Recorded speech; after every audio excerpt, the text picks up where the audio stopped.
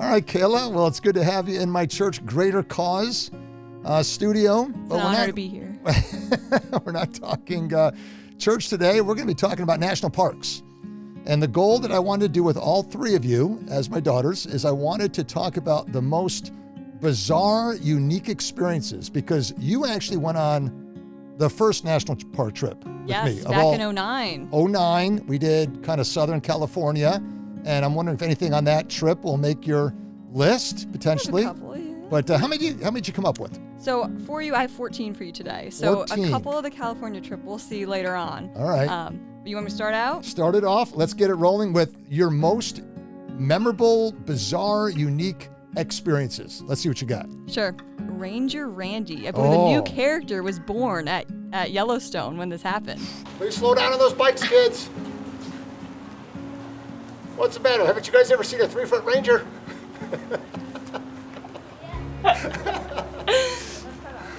Oh, man. How you doing, folks? Any questions? Wow, sir. That looks like some good ice cream. I was hoping he would die that day as well, but he's still living on, it sounds like, in the video now. Feel free to stop by and shake my hand. $1 for a picture with Ranger Randy. Stick your face in the other hole. Now it's gonna get cold tonight, folks. All right, folks, I wanna let you know, this vlog will be available on America's Parks on YouTube. Everybody check it out, okay? Why you guys all acting like I'm not here, huh? Please stop ignoring me. Everybody, please stop ignoring me. Yeah, that was a little crazy. That was my crazy days. I think I've mellowed out a little since then. But Ranger Randy, he hasn't come back. He's coming back. 2016. Maybe he'll come back one day. Yellowstone. Let's go. Thanks for traveling. Will you get it right, please? Let's go. Okay. I'll work with unprofessionals here. Thanks for traveling with us. Come over and visit Yellowstone yourself sometime. Number 2, the weather at Devil's Tower, the lightning storm. I love that night. Yes. I love that night. You can see how this, whoa! Did you see that lightning bolt? Oh, you can see how the storm moved in. Where's that little dot right there? That's Devil's Tower. We got the lightning, heavy lightning to the south of us that still has to pass our way. And then it looks like a second band needs to also pass our way as well. So we could be waiting this thing out a little while. That red is representing intense lightning. What was your reaction to seeing something like that? I mean, I thought it was just beautiful. Just the power of God and creation and the demonstration of those amazing lightning bolts. Yeah. That were coming down. I was glad we were in the car, which is a safe place to be, I understand, during lightning storms. But we had front view look of that lightning storm right over Devil's Tower itself.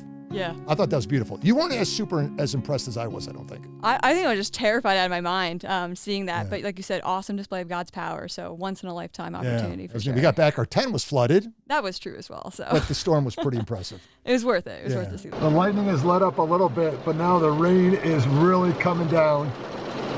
We're about a mile away from our tent, which is set up with all of our sleeping items inside. You don't feel too good about this, do you? It's going to be so... All right. Oh, man, it is. It's flooded. Moment of truth. No, that's not good.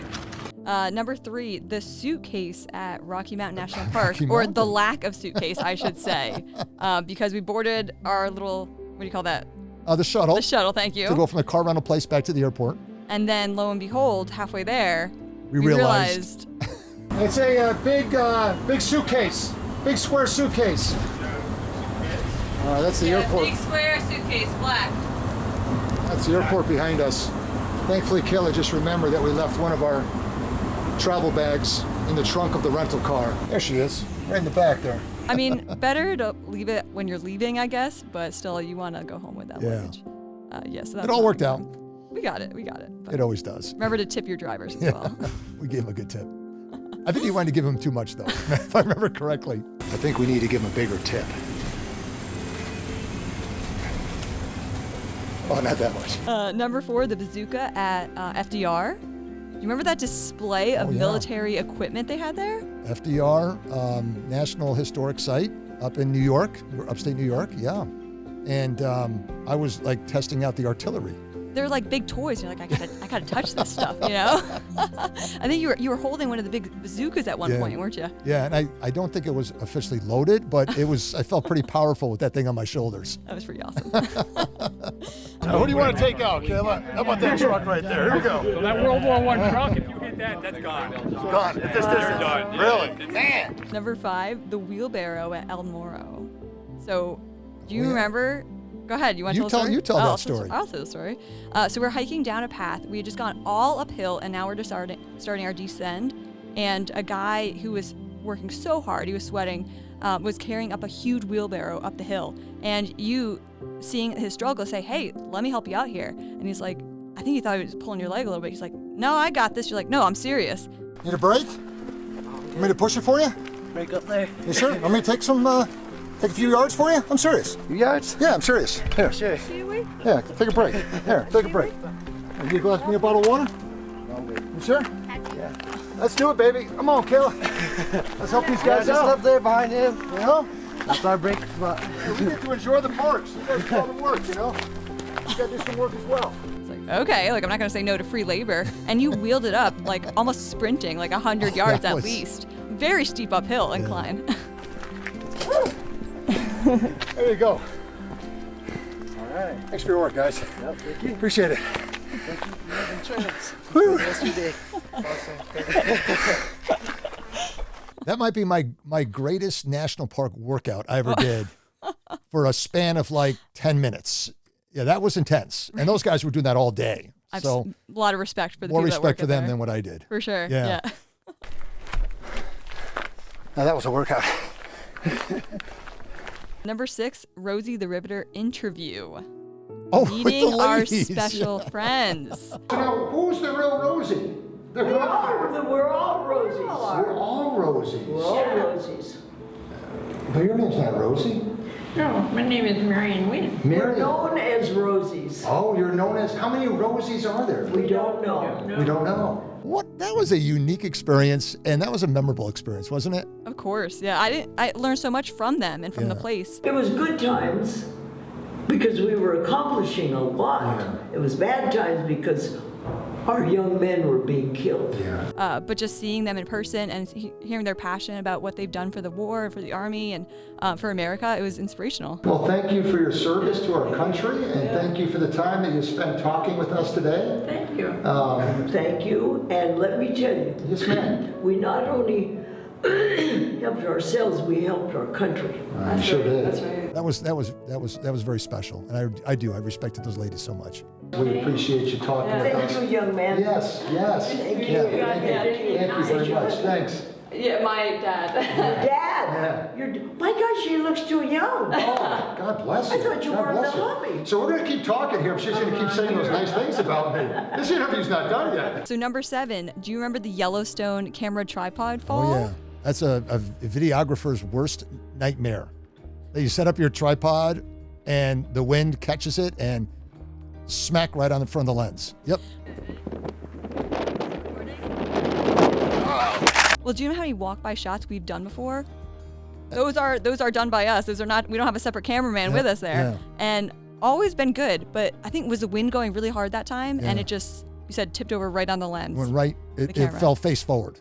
It fell face forward. Yeah, and that's funny because of all the walk-by shots we've done, that's never happened. No. Other than that one time, back in 2016, I think. It hasn't happened since. Yeah. So far so let's good. hope it stays that way. All right, what else you have? Number 8, the snake in New Mexico. So another snake story. Oh yeah. We're hiking along, and when you're hiking, you're like in the groove. You're kind of looking down, at least I am. And I was about to step on a snake, and you're like, "Kayla, stop!" And you pulled me back. I was this close to stepping on like a huge snake. Oh my goodness. If you didn't say that, I would have stepped on it. I wasn't even watching. Oh, God. And the worst part about that is that it wasn't a loop trail, so we had to walk back the same way. And sure almost stepping the enough, snake. when we went back, he was at that He was same still there. spot again, wasn't he? So we were looking out for that time, but We heard that wasn't a rattlesnake, snake. That no. was But rat snake or something like that. But Yeah. still, it was a big You don't snake, wanna and it was see that when scary. you're hiking. Yeah. Wow. Watch where you're going out here in the desert, Kayla. Remember, when you're hiking in the desert, always head up, eyes ahead. Eyes looking ahead of you. I learned my lesson. Yeah. All right.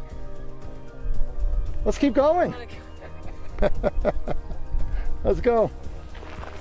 Underneath that rock right there. Number 9, Cabrillo. And do you remember that gentleman all dressed up and we were like shouting with him? Yeah. That was crazy. Yeah. And we got so into it with him. Yeah. It was pretty cool. That was fun. That was a fun day. And yeah, you were doing the chant with the guy, weren't Yes, you? Yeah. yes. 1, 2, 3. Santiago! Snake under the tent at Arches. Do you know That's what a I'm good one to talking start about? with. How can I forget that? So we were packing up our tent for the day, getting out, ready to do our hiking, and you pulled up the tent and out, like, I mean, how do they move? Slithers a snake right underneath where I was sleeping. Yep. Do you remember that? Oh, absolutely. And so one can assume that he was probably there all night, snuggled up to stay warm, and that just grosses me out to think about that. The snake probably liked it. I don't think I did. There's some more about snakes on here, but yeah, not. All right, what else we got? Number 11. Do you remember we were separated out at Mount Rushmore? I don't know why. Like, I don't know if you didn't have a phone or I didn't have a phone on me, but it was like weird. I think I turned around to take a picture and you assumed I was right behind you, and we were like in crowds of people and we just couldn't find each other for like 15-20 minutes. All right, this isn't good. I walk out near the car. I turn around and Kayla's not behind me anymore. And I don't have my cell phone on me, so we can't contact each other. Do I go back to the car and look for her? Or do I make my way back to the memorial and hopefully find her there? Oh, I can't believe we got separated. How'd this happen? I thought, how am I going to find her? How am I going to? I have no idea. Do I go back to the car and wait for her? Do I look? I'm like, we're not going to. And thankfully, by the grace of God, we did, within 10 minutes, cross paths. Take a picture, and now you're like a mile down. I turned around and you weren't behind me anymore. I was behind you for like half a mile. Where did you go was the question. Oh my goodness. All right, your nice steak dinner just got downgraded to a $5 footlong at Subway, okay? Number 12. The creepy time at Bombay and the Salton Sea. Ooh. Do you remember that? Yeah, how can I forget that one? That was a very bizarre place. Yeah. You're expecting a guy to like jump out and scare you at any point. Just looking around, it was so abandoned, so just run down. You're like, I don't know what's going on here. Yeah, you almost like you stepped into another dimension. Didn't the guy like shout something to me too? Oh, I don't remember that. What do you say? We'll have to watch the tape. Cue the footage. Just heard a guy yell, "Get out!" I don't know where the voice came from, or if he was talking to me or not. I think I'll just take him at his word. All right, what else here? Number 13, running out of gas a couple times. I feel like this is a reoccurring theme for us, cutting it kind of close. One at Great Basin and another time at Half Dome. This is the California trip we were talking about before. Yeah, well, for the record, we didn't run out of gas. We just came really, really, really close. Too close for comfort in both. Coasting down the hill from Half Dome to that gas station at the bottom of the hill, which was like, back then, it was like $5 a gallon or something, or $4 something, which nowadays is what gas. What but you're paying it was already, crazy back then, that kind of price we had to pay. Okay, we are heading down from Glacier Point. Pretty great view, huh, Kayla? Yep. We have a little situation we're dealing with here because we have at least 26 miles to get to the base of Yosemite, and then probably at least another 10 miles to get to the closest gas station. And as you can see, we are way low on gas. And then the Great Basin one, though, that one I'll never forget, because I remember seeing it and going, oh, we're kind of running low, but when you're in Nevada right there, you could be hundreds of miles between gas stations. And when I put it in GPS, I'm like, closest, this was the old GPS, you know, the old kind, closest gas station, it said like, I don't know, like 30 miles. And I thought, okay, I think we'll make it there. We're down well below an eighth of a tank. I think we'll make it there. And then I realized, wait, it's not going down, it's going up. In other words, the closest gas station was behind us. And we kept going and we saw nothing. We pulled in that campsite late at night, literally on fumes. I'm like, what are we gonna do? I thought we're gonna have to pay some RV guy to siphon gas out of his truck. And there was that unstaffed, unmanned gas station literally on the bottom of the hill of Great Basin in Nevada, and we filled it up at that Sinclair. And it must have been there like 100 years. It was so old Weird, school. yeah. Not even on any maps. And you're like, wow, this is like That's water right, in the it wasn't desert, that, you know? That station wasn't even on GPS, No, was it? Yeah. no. So that's So weird. The Lord provides, you know? Amen. And last of all, I have the broken window in San Francisco. Right after our creepy Alcatraz night tour. So we're already freaked out, at least I am. Yep. and coming back to the rental car, and the window was completely smashed in. Back window was smashed. All right, we've had some pretty bad things happen on our trips. This might be one of the worst. We came back after the Alcatraz tour, and the back window of the rental car was smashed out. It's about 12-something New Jersey time, midnight. We're supposed to do this big Alcatraz swim tomorrow. The weird thing about it is, Billy's stuff was all taken. His whole backpack was gone. But back here, I got my whole camera bag and my drone that wasn't touched. So why they took Billy's backpack and left all my camera equipment makes no sense. You can see, that's the back of our windshield right there. Not a good start to this trip. They Thanks. grabbed the wrong bags. Let's He put it had that a pair way. of clothes and his wetsuit for the swim, nothing else, and all your expensive stuff right next to it. Yeah, it was untouched. And then he swam it without his wetsuit, and that was another whole experience for him because the guy like almost went into hypothermia. Froze it to Yeah, all kinds of muscle spasms and everything. But that night we were driving around. The night before the swim, we're driving around to try to switch rental cars. Yeah. That was a lot of work. But anyway, hey, thanks Kayla for joining us, and we appreciate all your insights and so many good memories there. Yeah, a lot of good memories, a lot of good trips, so it's cool to look back and reflect on them. Excellent. All righty. Thanks, Kayla. Sweet.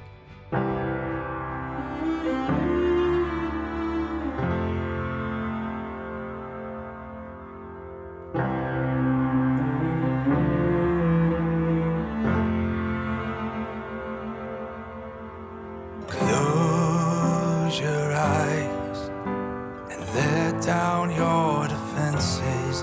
You are safe here now in the Father's love. Rest your heart, let the mercy take you over. You are home here now in the Father's love. Never will I walk away, for nothing brings me pleasure more than just to sit and stay close to you. Every morning when you wake, you'll see my light still shining, and you know you're safe here in the Father's love.